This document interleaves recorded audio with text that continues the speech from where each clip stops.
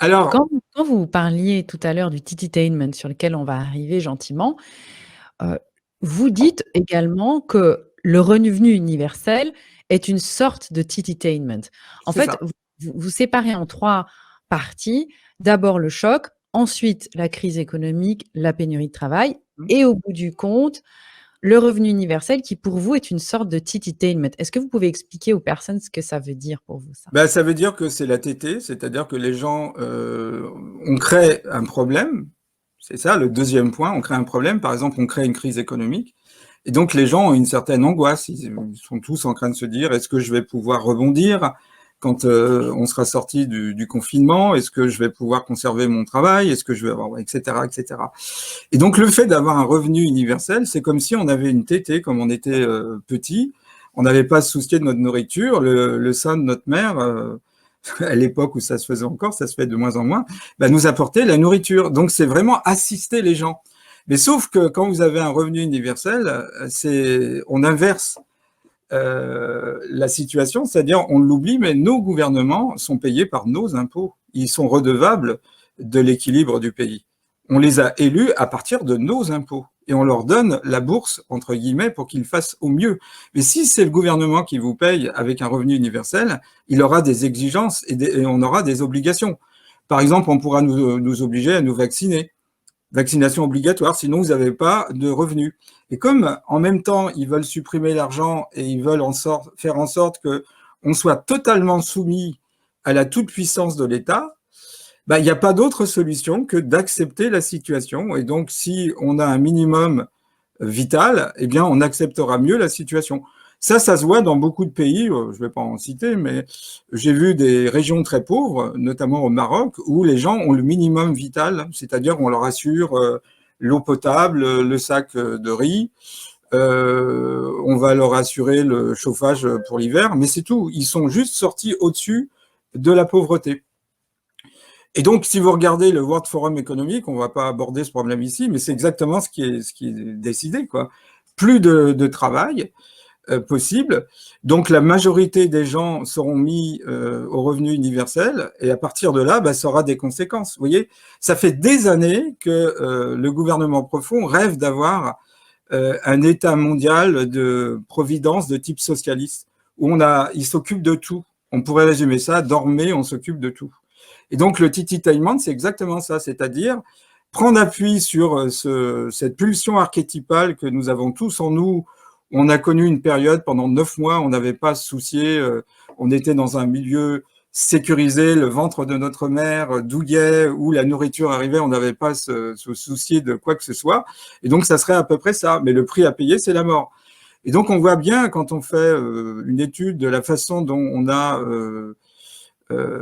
comment dirais-je, imposer au peuple traditionnel une vie dans des réserves, bah, ça a plus de sens. Hein. Un Inuit qui peut plus chasser le phoque, il finit par être dépressif. Il y en a qui vont sombrer dans l'alcoolisme, il y en a qui vont sombrer dans la dépression, parce qu'à un moment donné, la norme qu'on leur a donnée n'est plus la norme de leur valeur. Et donc, soit ils se fondent dans la modernité et ils perdent leur identité culturelle, soit ils résistent, mais le prix à payer est souvent très très fort. Alors, tous les peuples traditionnels ne sont pas dans un état dépressif, mais un certain nombre de peuples le sont. Donc, parce qu'on les a mis d'une certaine façon en réserve, quoi. Et puis surtout, on leur a fait croire que leur culture était inutile, qu'ils étaient l'enfance de l'humanité, que maintenant il fallait passer à un stade supérieur et que le stade supérieur les amenait à devoir rentrer dans les normes de la société dite moderne. Vous avez parlé de Brzezinski qui effectivement, a pris la parole. On l'a vu dans le début de Mm. cette émission avec, l'extrait de cette vidéo où on voit le State of the World Forum en 1995 à San Francisco, Mm. où on apprend à ce moment-là que selon les projections, eh bien, 80 des emplois disparaîtraient dans Mm. ces pays. Quel est le lien avec la révolution 4.0 de ces emplois qui sont menacés, de tous ces robots, ce revenu universel, Tititainment? Comment on peut relier les points, Philippe? Bah, les points sont les suivants, c'est-à-dire que la révolution 4.0 sera une révolution où les robots vont remplacer l'homme. Donc beaucoup d'emplois vont disparaître. Par exemple, on sait actuellement que des robots sont capables de ranger les livres dans une bibliothèque. Donc le métier de bibliothécaire va disparaître. Le robot pourra ranger un livre de mathématiques dans un rayon de mathématiques, un livre de psychologie dans un rayon de psychologie. Maintenant, moi j'ai discuté avec des gens qui envisagent l'avenir de la médecine, c'est qu'on va avoir de moins en moins de médecins. Vous serez chez vous, vous allez vous connecter sur un logiciel. Il y aura probablement des capteurs qui permettront au logiciel de mesurer votre tension, votre rythme cardiaque, etc. Vous allez donner vos symptômes. Et à ce moment-là, on vous dira, vous avez tant de probabilités de développer telle ou telle maladie. Mais maintenant, si vous voulez acheter des médicaments, vous n'êtes pas obligé d'avoir une pharmacie, puisque le robot est capable d'aller chercher les médicaments, comme le fait un robot dans une bibliothèque. Donc, suppression des pharmacies. Et puis, à la limite, on n'a pas besoin de livreur, un drone viendra vous livrer. Donc, généralement, quand on veut imposer quelque chose comme ça, on met toujours en avant le côté positif. Et vous savez très bien, et les auditeurs aussi, qu'une technologie est toujours Janus. Elle a un côté positif et un côté négatif. Alors les gens vont se dire, oui, mais quand même, pour aller chez un médecin, avant, on devait attendre l'ouverture de son cabinet, 8h30, 9h. Bon, ce médecin finissait sa consultation au niveau de 19h. Moi, si je suis malade à 2h du matin, je peux me connecter à un ordinateur et j'aurai une réponse, au lieu d'attendre le lendemain matin. Puis les médecins viennent de moins en moins chez nous, donc c'est comme si j'avais le médecin chez moi, quoi. Et on pourrait multiplier. Le professeur d'université, ça va disparaître.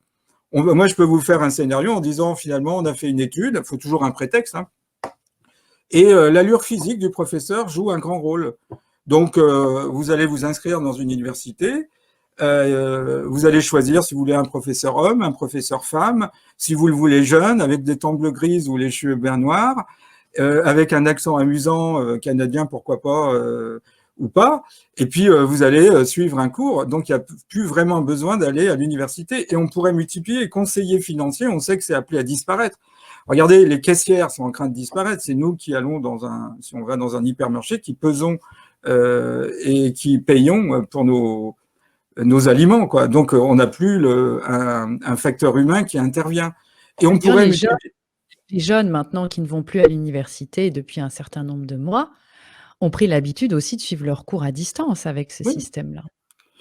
Bah, ils suivent leurs cours à distance, mais il y a un facteur humain qu'on enlève, c'est-à-dire c'est la distanciation. Vous voyez, ce qu'on veut, c'est que chacun soit chez soi, ça revient au sentiment insoanique, comme on était seul dans le ventre de notre mère, ou à deux, s'il y avait un jumeau avec nous, mais en moyenne, c'est ce sentiment océanique. Alors, ce sentiment océanique, c'est Tolkien, qui avait écrit en 1930 un ouvrage étonnamment prophétique, Le viol des foules par la propagande politique. Et très formé par la psychanalyse et influencé par la psychanalyse, il distingue 4 pulsions primaires, si je puis dire.